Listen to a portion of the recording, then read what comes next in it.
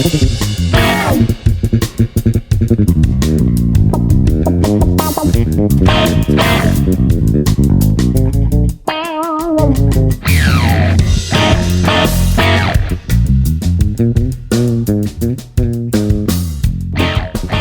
everybody. Welcome to Music Real Talk with Marbin. This is episode 80. We've made it to 80. Hey, Danny, what's up? We just got I didn't look at it yet, but we just got the transcriptions of the entire album. Oh, of Dirty Horse. Yeah, and everybody that ordered the VIP package is gonna get it, even though we didn't say it's gonna be included. Yeah. And after we're gonna get that, we're gonna sell and people could buy the deluxe edition with all the transcriptions, which is all the melodies, but also all the solos. It's pretty crazy. Which is pretty crazy. This guy just went through our entire album and transcribed both of our solos, like note per note, and did it right. And I mean, I'm assuming he didn't write. I can't read well enough to check, but it looks right enough. Let's say it's as accurate as anything. Because I'm sure there's one or two notes that are wrong, but it's everything that I checked. If you learn it that way, you'll be better than you are at something. Yeah. Yeah. And before we get into that, I actually got to tell you something. This is actually for anybody who really cares in his heart about the Oscars, like I do. So like with 0 people. Okay. Yeah. So there is a movie that apparently won the Oscar called Coda, and I saw the trailer. I puked. I am about 1 hour into it right now. I didn't finish, but it was very climactic for me right when I realized what like the big what do you call it, like where you win something in a movie, not take away, like there's like I forget the word for it, but there's like there's a movie term for it. But anyway, this girl is in a family of deaf people, and she loves singing so much, and they all are like, don't be a singer, we're deaf. If we were blind, would you be a painter? And she goes and joins choir at school, and then the teacher, who's a flaming hot gay guy, Latino guy, recognizes her. Wait, is he hot? He's like flamboyant. He's flaming hot. I would assume I don't know. In any case, he recognizes her hidden talent, and then he tells her, at the end of the year, there are going to be auditions to Berkeley College of Music, and they give some full scholarships. I'm gonna need you here day and night. So at that moment, I bought into the movie completely, because the story is that she is a poor fisherman's daughter, who, and they're not good. They're like deaf, so like people keep cheating them on the price of fish, I guess is the plot. What? Because there's like they can't hear the fish. they can't hear the fish. The guy's like $2.50 a pound. It's like, but wouldn't they see the price? No, they're not selling it at the market. It's like the guy who's buying fish from fishermen. Anyways, no, apparently they all do verbatim deals. It's like the 18th century in Gloucester, Massachusetts now, in the fish world. Okay. This is clearly not written by a fisherman. I don't think they understand how the industry works. But I don't know how the industry works. It's just, I know that it's not like systemically racist against deaf people. That there's no conspiracy to screw deaf people out of like fish prices. But in any case, she oversees like a conversation between her deaf parents with their like fingers, where it is like, we're gonna have to sell the boat, like you have no money, you're so broke. And is being deaf genetic? I think deaf people who are like born deaf, I have a high likelihood. I don't know. I know. What you asking me about? I just know that Moshe Kasher has deaf parents. I play and he guitar. has brothers, and nobody is deaf other than his parents. I'm a guitar player who can't read music. Like, why are you asking me about genetics? I can't even do what I do. You're also deaf. Yes. But in any case, the plot of the movie, an hour in, because I stopped.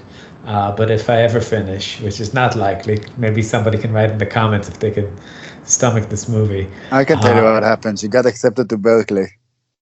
I know, but I want to know what happens to the fucking boat. Oh, because this is her way out of poverty. They're making it look like it's a way into poverty, obviously. That's the one thing. That's why this movie was stupid when I saw the trailer. When they make a movie like this, like, and they feel like it's gonna go to the Academy Awards and like there's gonna be a lot of hype around it.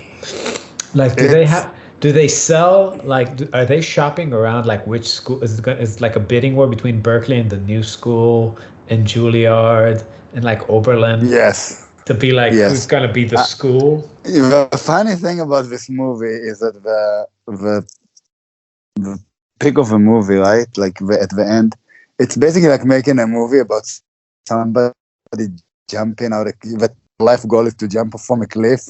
They think we're gonna fly, and then they jump on the cliff, and then movie ends before we fall. And it's like supposed to be a feel-good movie. Yeah. And like finally they jumped. Everybody tried to stop them from jumping from the cliff, but finally they jumped.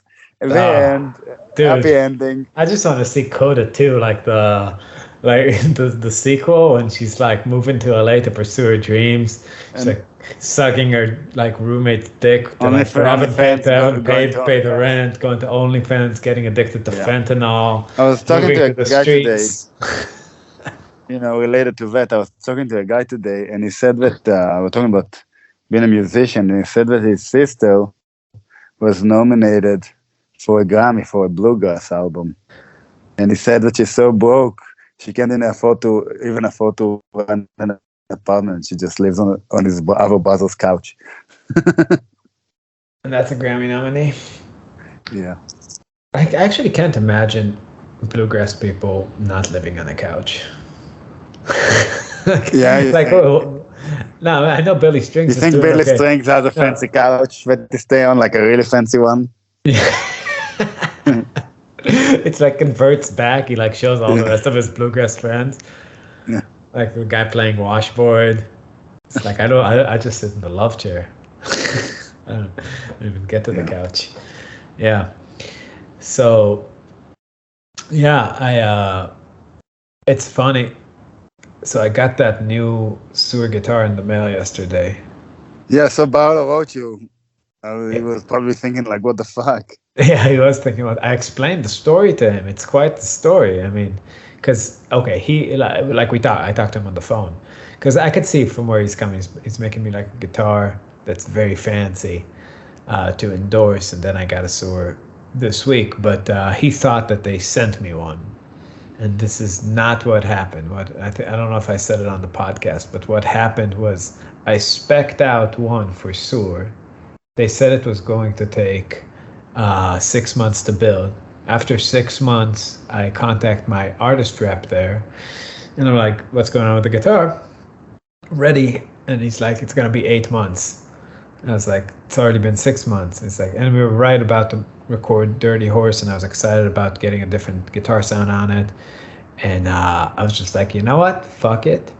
And I just posted a thing after that online. That's how I met Barlow, like asking people in our group, like, which guitar should I get? Somebody tagged him. We started talking. He's building me a guitar. Anyway, Soar went ahead and built that guitar anyway, which is so fucking weird with my, like, the specs. And then they sent an email to all their dealers telling them that they built me a guitar that I don't want. And Seth Burnett, that owns Burnett Music in Oklahoma, in Tulsa, Oklahoma, bought it and sent me a picture of the guitar, and he wrote like, hey, got your guitar, like, a year later. And I was just like, what the fuck? Like, how did this? I didn't know they were going to make it.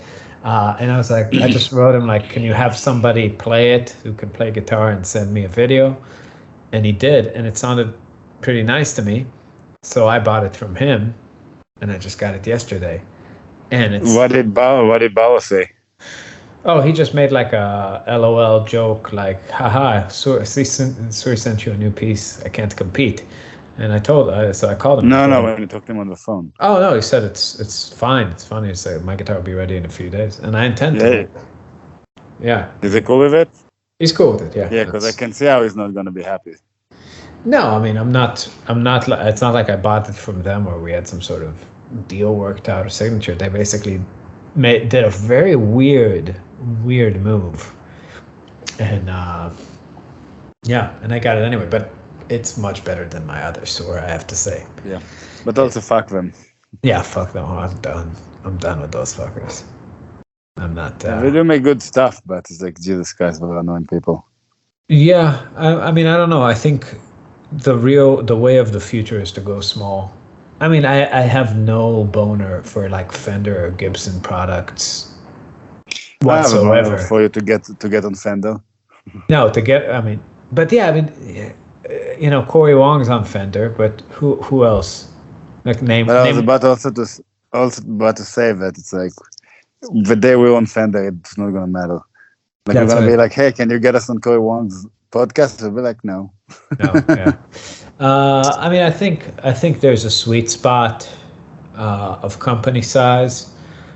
Again, Stuart's a great company if they fuck with you, and PRS is a great company if they fuck with you.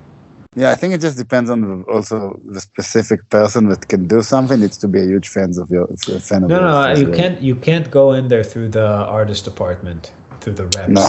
That you have to be you have to be in with the owner. Scott Henderson talks to John Sewer, and John Mayer talks to to whatever Paul Reed Paulie Rose, Paul Reed Smith. Yeah. But you know, it's like Jimmy Herring and stuff. They have Paul Reed Smith like on speed dial, and he has a podcast and he has them on, and that's the way it should be. You know, you need this kind of reciprocal relationship between the guy making the gear and the artist, or the shit just doesn't work.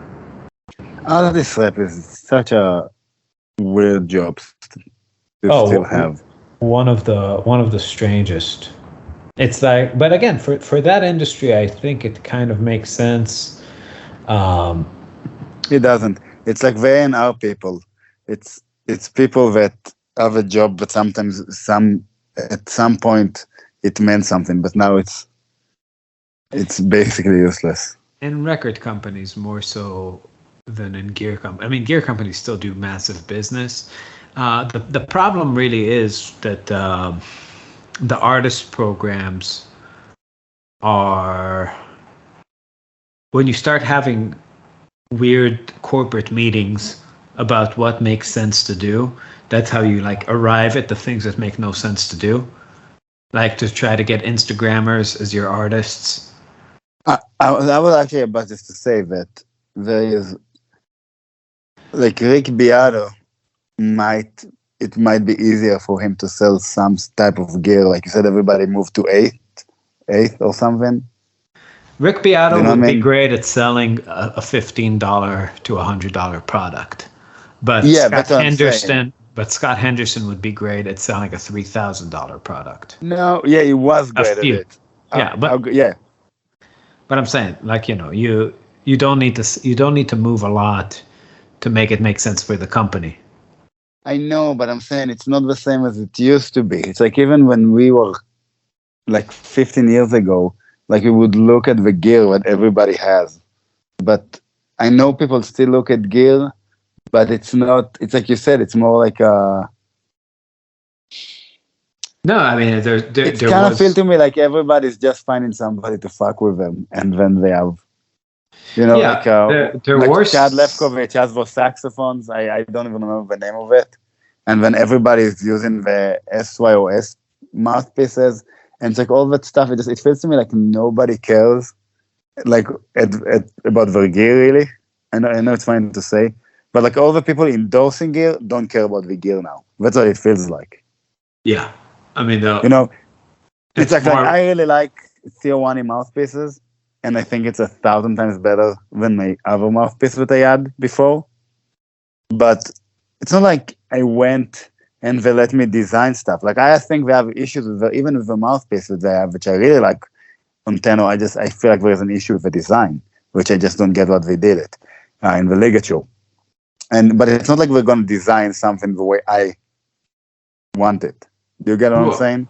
yeah, I mean, I've had opportunities like, Tommy asked me like if I want to design a pick, as like like do custom picks, and I was like, I don't know, man. I got it. Just like, what's wrong with the pick I have? It's, you know what I mean? Like just to copy my like, it would be ridiculous for me to just put a different logo on a Dunlop pick, you know, and just call it mine, because I really don't have an idea of like what a more ideal shape. Yeah, It's not how a player thinks. It's not but our job to make also instruments. I was telling you that I was talking to when I was fixing my saxophone with that guy, and I was talking about why doesn't he make instruments because he's so good at fixing them. He's like the best at fixing them. And he was like, well, because I don't have any ideas of how to make a substantially different instrument. Yes. I want to make the same saxophones. Like I said, I understand how to fix them. I understand how all of them work. I understand the different mechanics. That's how I can fix all of them. That's like, what would I do that's that different? So there's no reason for me to make one. Well, it's amazing how like a 19th century type dude would have that's into making instruments would have enough general knowledge on a variety of areas that kind of allows him to make a saxophone well. Like he knows enough about welding and enough about machining, and to where they can actually design the pieces, and then enough about like the acoustics to make an instrument. You got to really think about things from scratch, have an idea, and then be able to custom make those metal parts that would and do the trial and error to see if things would work. It's pretty incredible that anybody ever was like that. People that make saxophones by hand from beginning to end, which is almost nobody now, is they have to charge at least 10 grand. In labor. At least. Yeah. So it's too much work. It takes too long. And it's not worth it because you get those instruments and they have no resale value. Yeah. So, and nobody would get them. And also it takes so long and it's so much work that they will never give an endorsement. Of course. Why would you know what I mean? You can't. Like they would give you 2 grand off. They won't give you like 5, it will still be more expensive than getting like any modern home. Yeah, I guess it's a hard sell to your wife. It's like, so how I worked for 4 months, I gave it away. It's like you did what? Yeah. It's like because this guy he has a lot of likes. Yeah, it's just I'm saying it's a weird market right now. It's like I know a lot of people got the mouthpieces because of me, with your one mouthpieces. But even then, people that told me they got it because of me, they didn't get the exact same mouthpiece that I got. Like I had a student that got, here in Milwaukee, that got a mouthpiece and he got 1 number up. It's like, it's not the same. Mine is better. I like mine better when I tried it. Right. You know what I mean? And it's like, that's another weird thing. When I try to get gear that people that I like had, I try to get the same gear. People are like, I don't know. It's just weird. Gear is just weird right now. Yeah. It's, I was shocked. Strange. I was shocked to see, as I posted a Sewer video, and then just the Barlow videos I've been posting, how much more of an internet boner Barlow gives the people than Sewer. Because it's like Sewer, great, whatever, they're great guitarists, but everybody knows what a Sewer is by now. It doesn't just look like a guitar. And they just look, and Barlow's shit just looks new, looks crazy. Yeah. And it's like he's onto something with the design for sure. I mean, we'll see. It's pretty fucking We'll see how it is sonically, but I actually don't. The only place I think that guitar can fall is the pickups, which he's not making, and they're just, it's just a gamble because it was kind of shot in the dark. But if you switch your pickups, that's not a problem for you. No, it's not a problem. It could be, it would be fine.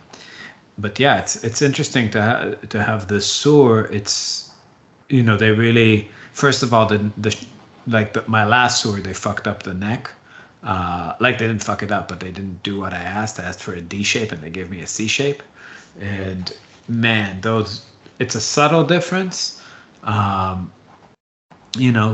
to have a very the very flat neck rather than like a little bit of the C curve around the edges, but it's a subtle difference when you look at it, but when you play it, it's just a different thing. Which one do you like?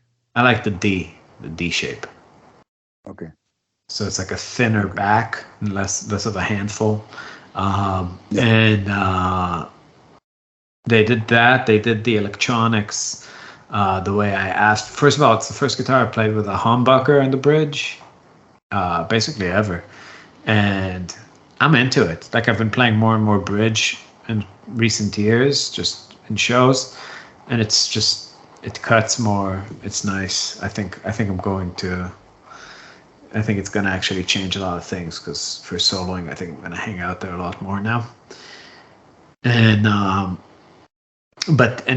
like the thing in pickup position 2 and 4, where it's like, middle and bridge and middle and humbucker, it bypasses the tone knobs, which just makes a sea of difference to me. It's just every position you're in with the pickups just sounds great without you having to adjust. So it's really nice. I'm into this guitar. That's cool. You bringing it Friday? Yeah, I'm not bringing the other one. I'm gonna make myself get used to it. No, that's cool. Yeah, that's a good idea. Yeah, I mean, till the Barlow gets here, and then. And then Barlow. Well, you really need the Barlow for the next tour. Yeah, I feel like Prague people. What do you think is the chance that I'm gonna actually get my pedal board when it was promised for the 1000th time? Slim to none. That's what I feel like. Maybe it's just because he was telling me, "Oh, it's gonna be ready here." Yeah, and it's been a while. Yeah, but since the price is not determined, it's just I can't pressure him too much. Yeah, it's. I need him to be in a good mood when he's finishing it. That's right. It's weird being in this place where a lot of people are doing us kind of favors with gear. It's weird too.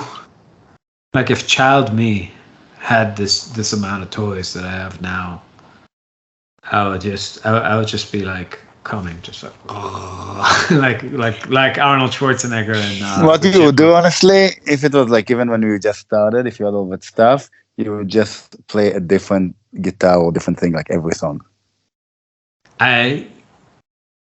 Yeah, maybe, but I mean, again, it's weird too, because it's like I tend to just play one acoustic and one electric. Yeah, now, because you don't feel like dealing with it. But when you were young, you're like, yeah, I'll have this guitar is like for this kind of song, and this guitar is for this kind of song.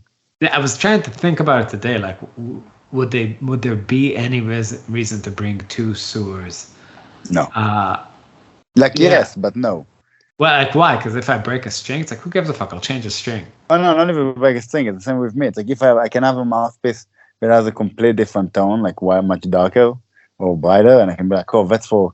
When you guys are really slamming, that will cut through, and it's like when we play like a soft ballad, that would be really nice. So stupid. Why don't you just turn it brighter? Just turn on some treble. No, I'm just gonna be like, it's fine. That's how I'm gonna be.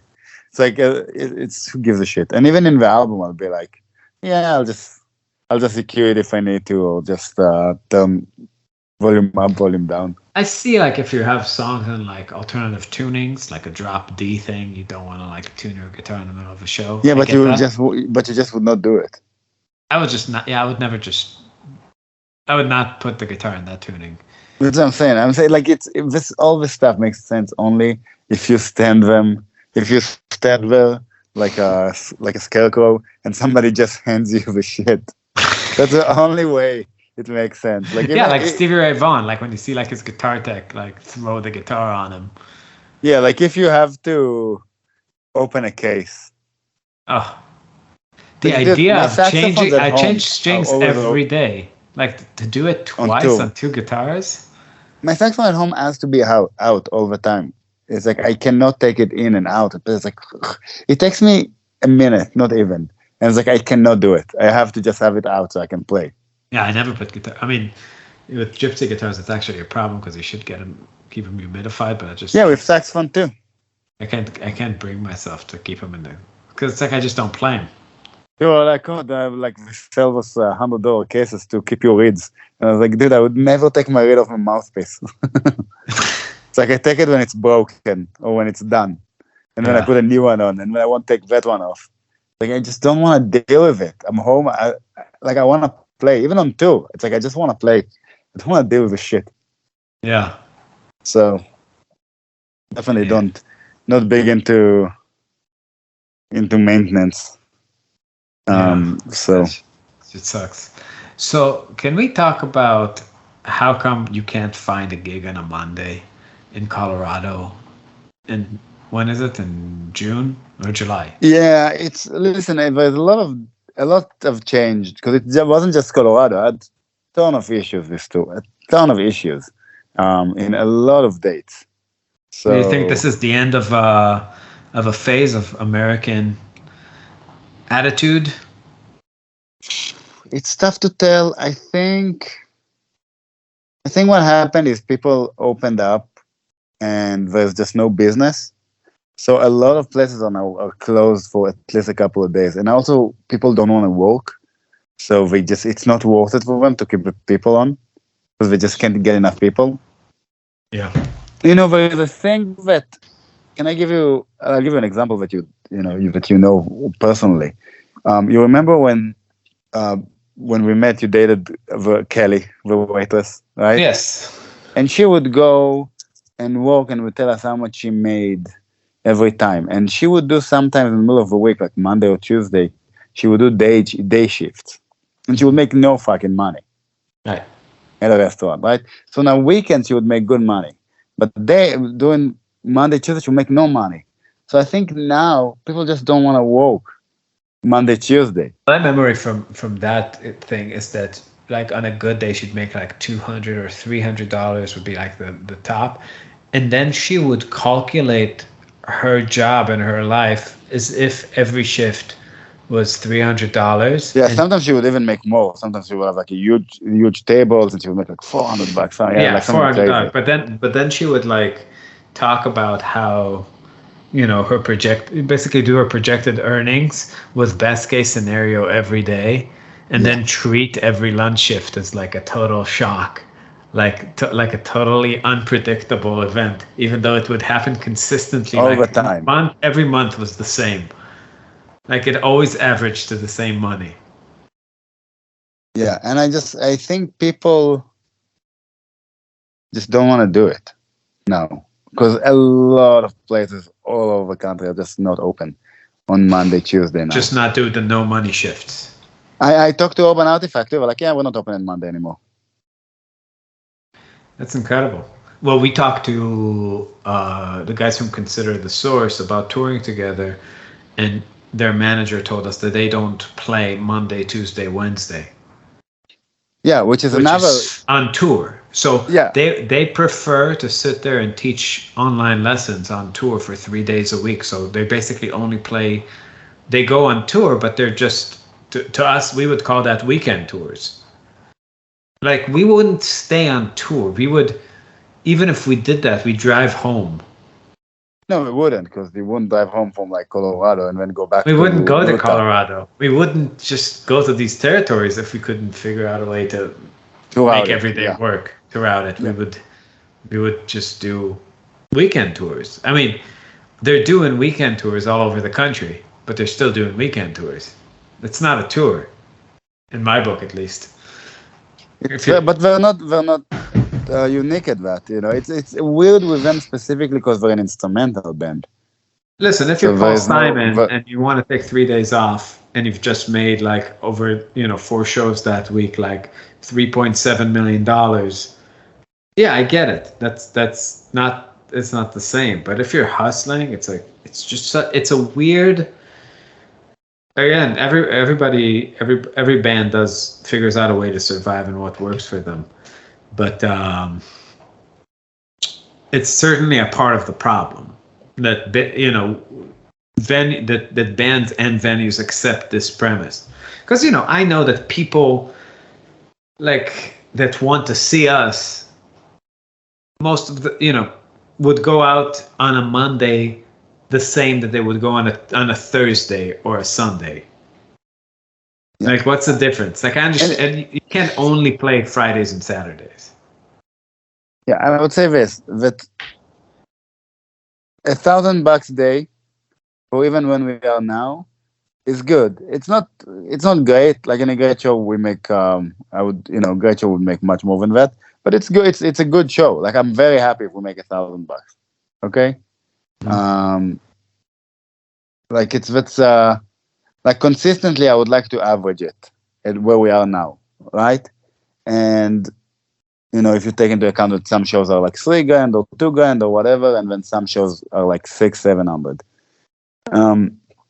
But if you make $1,000 in 4 days, it's $4,000. But then you have to divide it by 7 days. That's what I told the guy. It's like, that's what I don't understand. Yeah. It doesn't enter their average somehow, because they don't know how to count. They don't know how to do any basic math. Like, if you make $330 on those 3 days, which really shouldn't be a fucking problem. If you make $1,000 consistently on those 4 days on the weekends, there is no fucking reason you wouldn't make way more than that on Monday, right? So it's like, I know if you make a lot of money on a Sunday, you should make approximately the same on a Monday. Listen, I know for some musicians, because I remember when we used to have shows, and the most we would get paid was $500 a show, and we would have like 2 shows a year, and this would make $1,000 a show. So I remember when I thought how much we need to make, I thought we need to make like $500 a day, and it's like I couldn't understand how it's possible. It seemed impossible at the time. Yeah, we were talking about it like that was Mount Everest. Yeah, like it was impossible to do. So I know that for a lot of musicians, they don't understand how the money comes, but it actually does eventually. Yeah. And it's not it used to be, but it's like, it's still 500 is not that much to make, like for a band like Considerable Souls. So right. If you make $500 a night, which is half what you work for on a weekend, it's like, dude, it's another $1,500. Yeah. It's another day and a half of work. It's crazy to me. It's like, why wouldn't you fucking do it? I don't understand. Like, how is also, it's like, and also it's like, well, they like to teach in the day. It's like, well, you can teach in the day anyway. You get to teach in the day? Yeah. Just go out at night and play. It's like, or, take one day off, drive a little bit, get in an area. I mean, I feel like it's one of those like exercises in logic where you're like, why is this guy homeless? And then you start solving his problems in your head. Early. That's why. Yeah, wake up early. Get a PO box. Skip one. Yeah, exactly. Find a place. Like the thing that Louis C.K. said. But if when he sees a homeless guy with a head full of hair, it's like, I wish I could switch places with them, because they're gonna lose all my money anyway, because they suck, and then I'll just build my career again. But I'll have hair. I'll be the same and have hair. Yeah.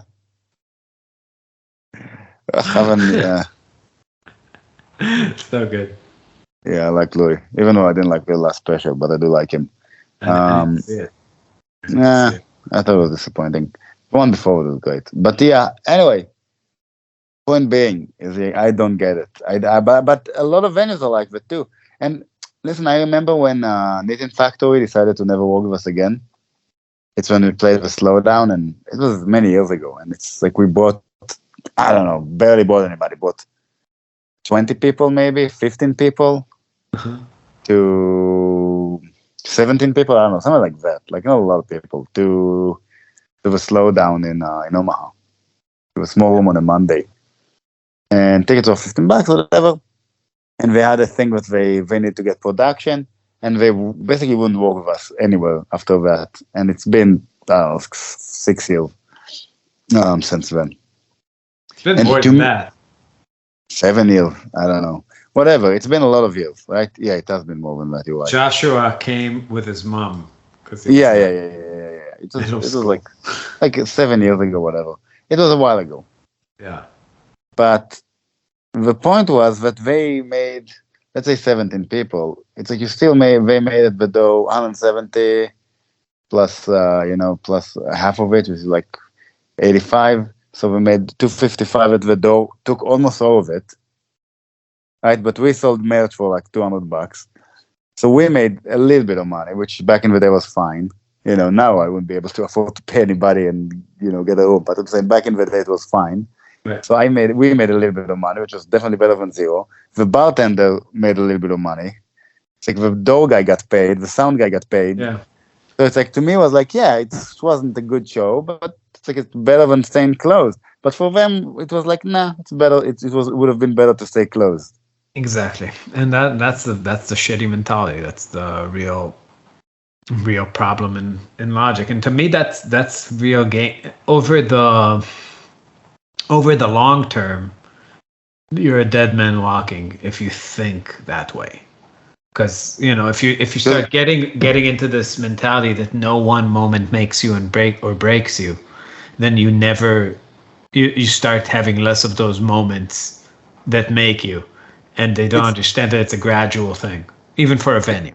It's also the reason I'm gonna connect something else, because I heard Ben Shapiro talk about something, and because all of the stuff that happened in Florida and Disney. Mm-hmm. And he was talking about stakeholder capitalism, right? That Disney is a company, and what we should care about is the shareholders, yeah. Right? And it's like, yeah, I understand the logic about it, and I'm not saying that there are not good things, and it makes no sense what he's saying.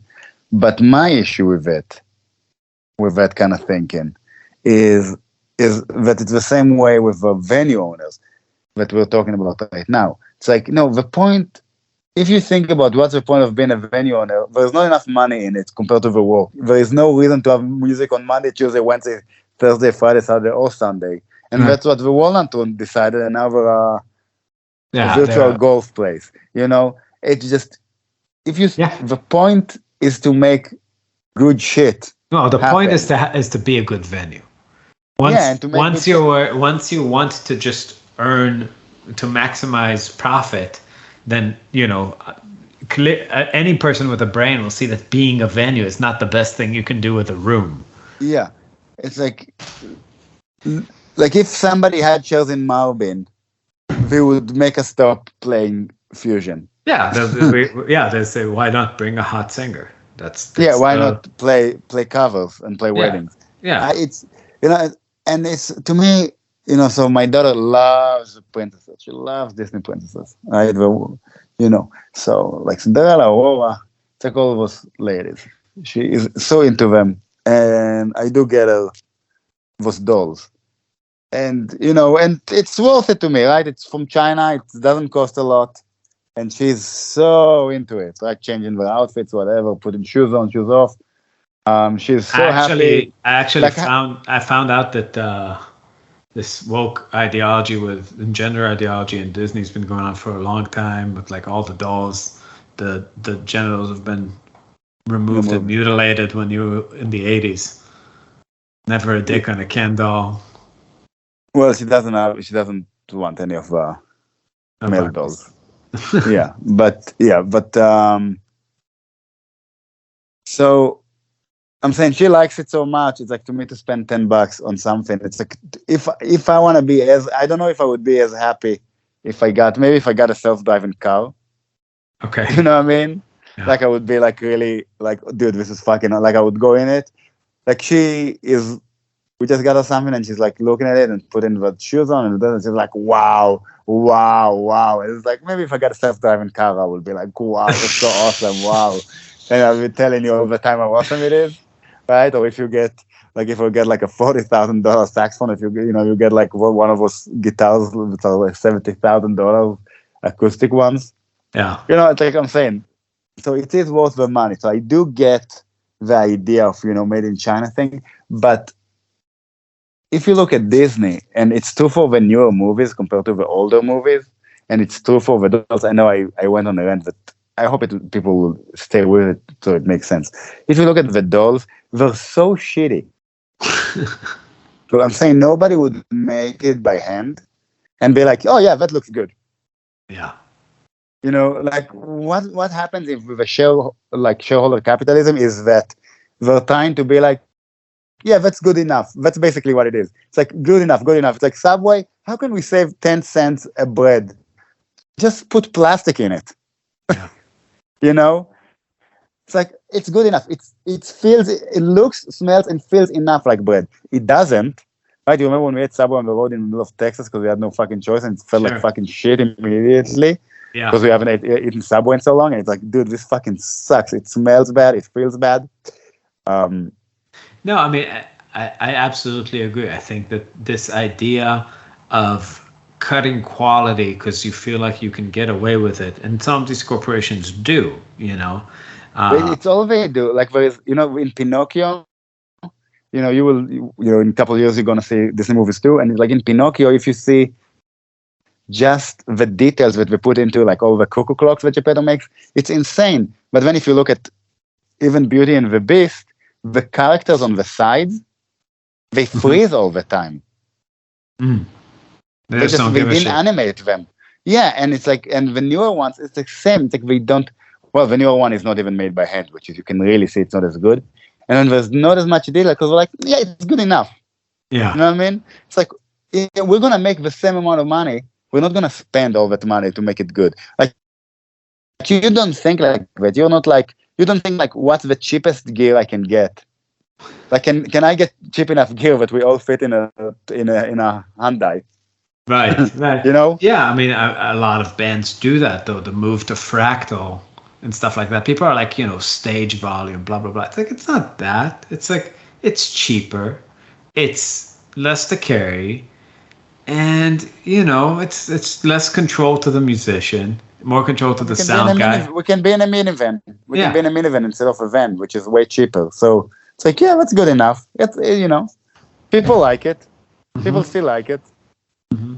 Yeah, yeah. They're like, it doesn't matter, but like all that shit matters, and they've been chipping away in every field at like all. I mean, again, with guitar and with like aesthetically, there's just no room for compromise. I mean. Even on projects that are, you know, like when we were playing, I don't know, Goatman in the House of the Dead, which for a lot of people, I think that's their favorite album. I'm always blown away by that, but I've had that a few times. And we had Blake, you know, and he played really fucking messy and crazy. Musically, something about this album is really good. Like, I agree, but like, you know, if you zone in, like I have the backing tracks from it that Brian made where you hear if you listen to the drums on it. If you focus on the drums. If you listen to both of them playing the backing, the bass is the worst in that. Yeah, but if you just listen to the backing tracks, it's like that shit. Like when you remove the guitar and saxophone, it's like, you know, it's weird. The album's like a really comfortable sofa, but then you remove all the pillows. And then you looked at it's just duct tape that's holding everything together. It's just like fucking weird, man. It's a miracle. Like it's a solid album, but it's nothing like Dirty Horse, like or something like. Well, Dirty Horse is a different level than anything else we've done. Yeah, hands down. It's just the attention to detail there is. I still like it. It really never happened before, but I still like it. I can't believe we did not get on the Spotify playlist with Midnight Squirrel. Or Freeman. Or Freeman. Well, especially with Midnight Squirrel. I take it as a personal insult to Robo John. Yeah. To the bass solo. I need to send John. It's one of the best bass solos in history. I keep listening to it, and it's the tits. It's the intro for our podcast now. Yeah. You know that? Like everyone is it? Yeah. I'm so proud of it. That's so unrelated to Marbin, but yeah. I know. I actually want to send, yeah. You need to change it every time, so it's good. I told John, by the way, that I'm going to send him all the charts that the guy made. Uh-huh. So he can tell me if there is anything he needs to fix. Because, like, John, I feel like is so like wants to find errors in it, that he would really, you know what I mean? Yeah. Like he would really pay more attention to it. But than he's I probably would. gonna complain more about formatting than actual. Yeah, but maybe he had some. Well, he's not gonna learn how to play the entire album. I'm saying, but maybe he's gonna have some valid points. So, because we also need to look at it. I'm never looking at it. I will never look at it. I need to go for it once because I did find, I told you, was a couple of things that I want to change and it fixed on CD Dish Part 1 and on Radio School. Yeah, it's just not my style to sit there and read the notes. But I am very excited to see the scrolling charts. I'm in it for the scrolling charts. Yeah, we're gonna need to we need to have the full songs, but we also need to cut that. I feel like to put it just guitar, just saxophone. Maybe yeah, just a minute. I don't know. But it needs to be like under a minute, like little things. Yeah, we should have a full one on YouTube and then just cut under a minute for like TikTok or TikTok. We have no followers. Or Instagram. Well, I don't think you need following in TikTok. I don't think that's how it works, but I have no idea how it works. So. You imagine that there are like just these bands that put out scrolling charts. That's the level of TikTok that people like really enjoy. I feel like it doesn't really I think it doesn't matter. I think it shows you shit, and then sometimes people stop on it. Enough people interested in animating a chart? I think that who fucking knows. I know. We might as well. I know. We will. We will. Nobody will watch it, but we will. Yeah, which is fine to me. Yeah. I'll put it on Instagram. Yeah. And Facebook and stuff. I still can't believe they deleted our Instagram. That was a big loss. We had a lot of traction on Instagram. It's funny. Yeah, we're like, we only have 10,000, but it's like, dude, 10,000 is hard to get. We had 15,000, and yeah. And it's still hard. Yeah, it's hard to get. Yeah, I mean, we never pushed there ever. We didn't really use it. It's amazing. We were too old for Instagram, and now it's what old people use, which is fucking crazy. Yeah, I actually, on another topic, I watched the show that you told me to watch on Apple, Severed, or no, what's it called? Severance. And pretty good, huh? I love it. How far did you get? All the way, but oh wow, all the way. But I will say that this premise, basically, it's like these people get something inserted in their brain to where like when the minute they go to work, it separates their consciousness and they can't. They have no memory of their work. Like they call it the outie and the innie, and like the person on the outside has no recollection, no memory of what it's like to be at this corporation. And then the moment they get down the elevator, the person at work, kind of just reappears at work. Like their lives are severed into two pieces. But I felt like that was just like what it was like to be in a van with Blake, like all the time. His memory of like his life at home. And like the moment he jumped in the van, it's like, and then he's Blake had 1,000 chips in his mind. Like he would get severed. Like this is Sundays, Mondays, Tuesdays, Wednesdays. It's a different person, but doesn't remember what happened yesterday. Yeah, but I have to say, it's like we had such a terrible influence on him, and there was something I don't know. I kept thinking about like that thing of dropping him off from tour. And like, he'd gain like 9 pounds and his hair would be all fucked up. Sometimes he'd just cut it into like a Mexican mohawk for no reason in Arizona. We were hanging out in Arizona and in Phoenix. And he's like, I need the car. And then he just came back with the fucking like literally like a Mexican mohawk, like a shaggy mohawk in the middle of his head. And Danny like looked at it, it's like, did you go to like a Mexican joint, like hairdresser in the strip mall? It's like, yeah. It's like, did you tell him do your worst?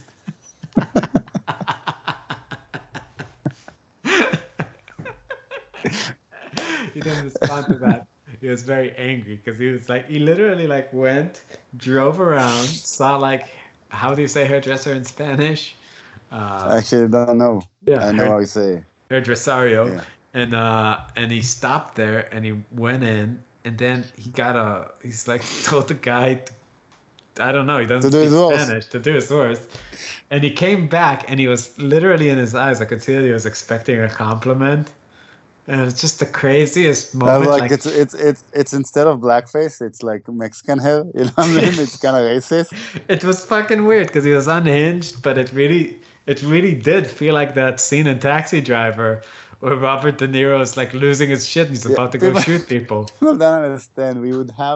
We had him in our band for 3 years, right?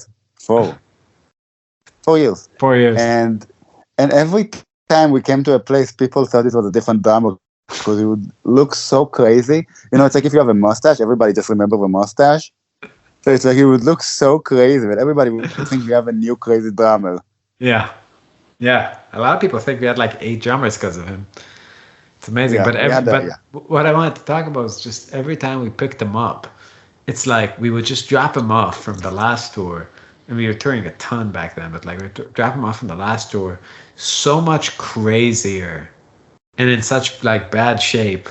And then his parents who were kind of Christian and like, also kind of suburban life, but like they would straighten him out and we'd get like this cleaned up, like slightly leaner version. Like it's kind of like he entered the car kind of quiet and soft spoken, and within like 40 minutes he was really childish. So when he would be home, he really wouldn't, like, he would just be with his high school buddies mostly. Yeah. And in the suburbs.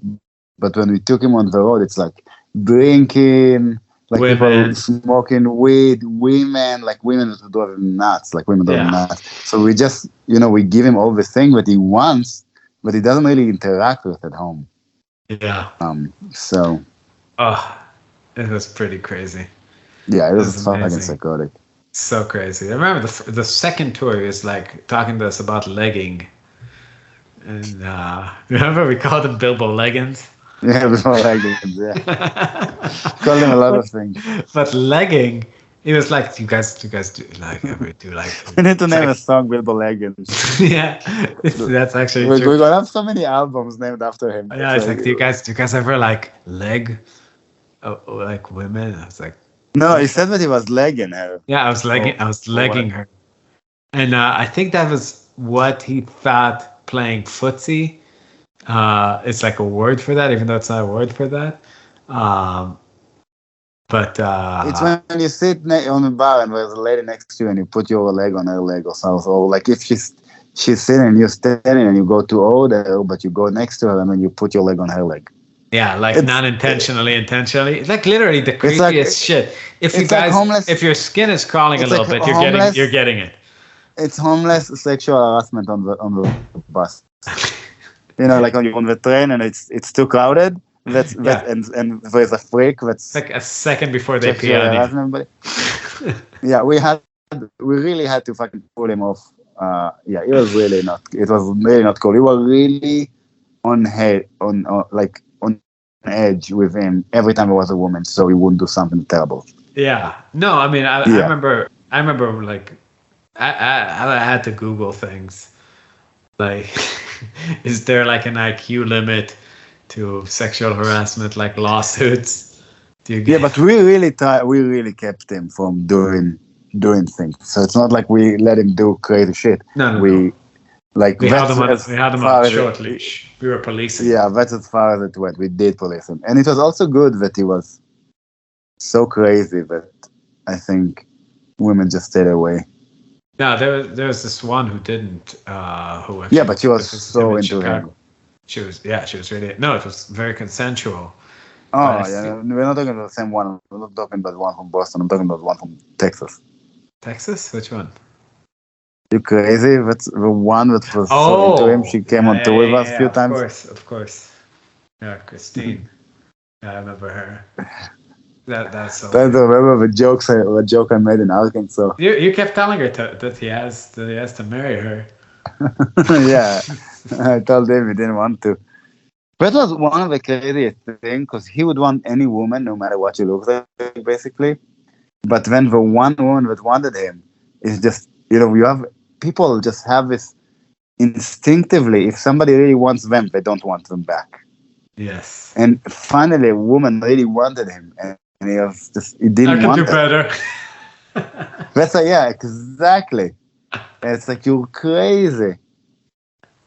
Yeah, no, we were all like, dude, this is quit the band, go make a family. This will never happen again. This is fucking.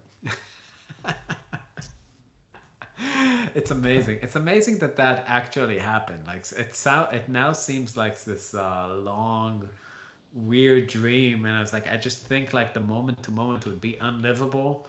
Like I would like all the moments that. It's weird being in this relationship with a sideman where they don't feel irreplaceable, but they feel like such a headache to replace that you don't want to even think about it. It's just so much energy. It is a headache. Yeah. But with him, yeah, and it's not that easy, and it's not, you'll not always get a better person. But with him as a sideman, the problem was really the music more than the character, because the character was hilarious. Yeah. And yeah, it was annoying at a lot of times, but it was just like, I liked it because I was like, he will never leave. That's what I always thought about him. Yeah. It's like, he would never leave. It's like, I can stop paying him and he will never leave. You wouldn't know. You wouldn't know you stopped. Yeah. Yeah, I was like, he's so crazy.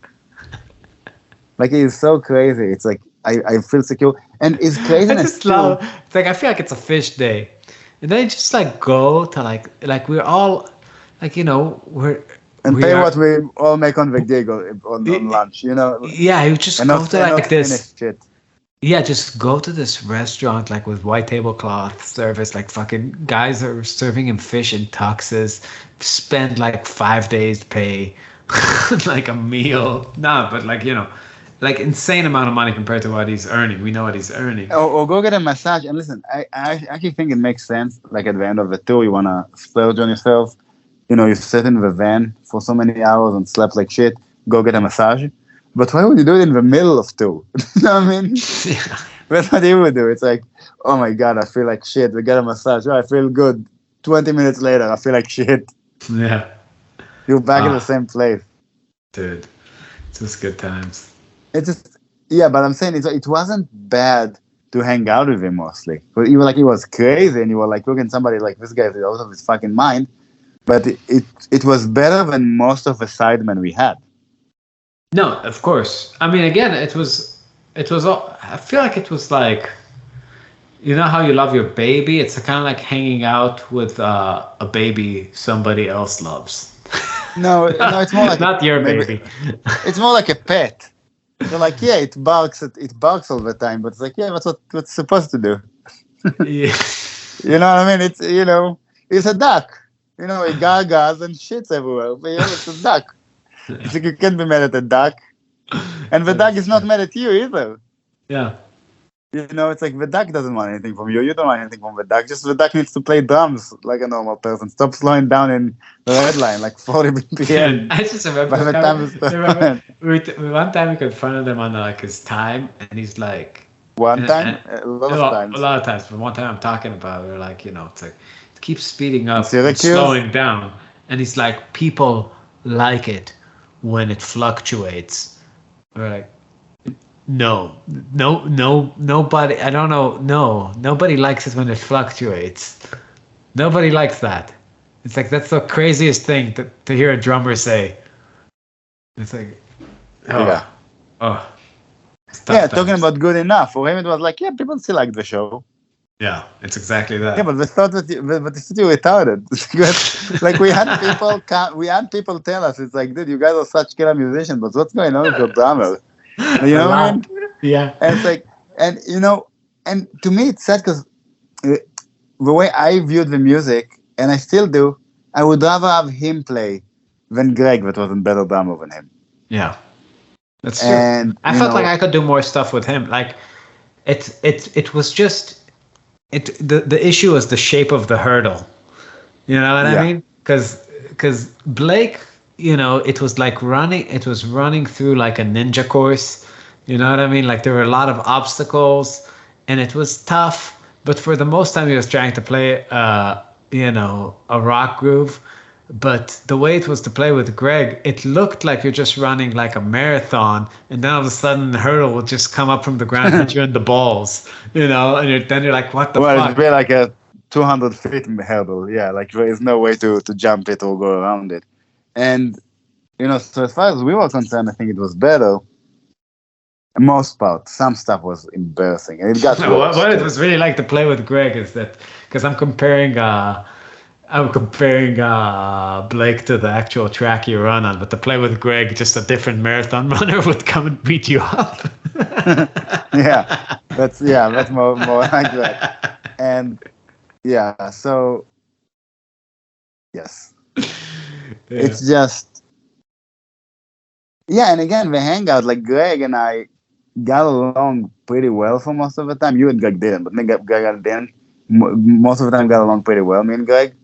But I would rather have a sideman that makes no sense like Blake than somebody that I mostly get along with. Yeah. Because just Blake, again, just didn't want anything from me. I didn't want anything from him. And, like, he wasn't even moody. No. It's like he was just talking to himself, being crazy. And it was fine. Yeah, it was like, I don't understand how people listen from the outside think about it. But like you just have to understand it. It's tough to be with, we don't have our own rooms. Like we travel 24/7, playing shows every day.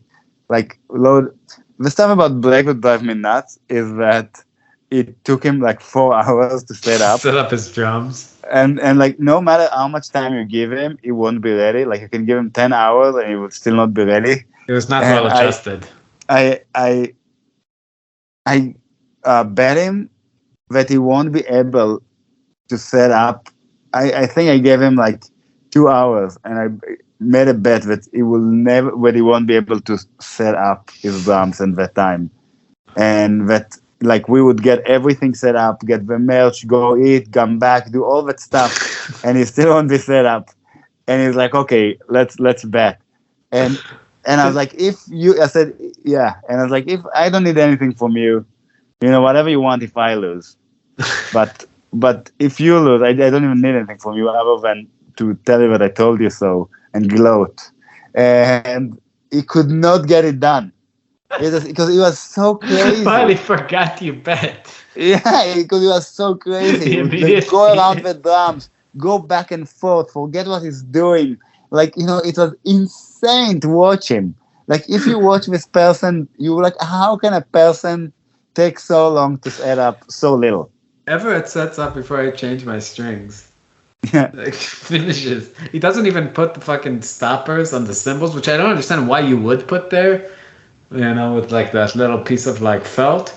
Like he just throws them on. But even if you would, I'm saying you would look at Blake, like he would have one drum left, and you were like, oh, he has one drum left, we're almost done. And you would see him for 20 minutes go back and forth circles around himself like a headless chicken. Like a headless chicken. That's why we never sung Headless Chicken. Because it's like, what the fuck is this person doing? Right? So I'm not saying everything was perfect with him, but it's just, as far as that's concerned, it's like it was easy to deal with. Yeah. And it's like other musicians we had were not easy to deal with. No, because their shit was like real shit and heavy and gross. And like do things on purpose, like, and also like be late. Very like we did not have a lot of, it wasn't a very masculine energy too. Like they didn't have the kinds of problem men had. They had like it was either childish or girly kind of problems. And that made it hard to deal with. Like. Well, I wouldn't say that. Yeah, you think Jay and Justin had girly problems? No. I was thinking about, that was actually. Yeah, but it's too manly. Not those two. Not those. That's too manly. Too manly. Yeah, but with Greg and John, it was just a lot of it was a lot of like suppressing the issues and then exploding. It was also with them, especially with John. It's not the John that's now in the band. Our John. It was it was a lot of people need to learn how to stay in their lane. And it's just, some things are better not to know. Yeah. Yeah, I mean, I think our John is excellent at that. Yeah. You know. Like sometimes it slips up, but he's mostly good about it. But some things are better not to know. And yeah, no, you can easily dig on an excavation for the truth into like things that that you can't handle.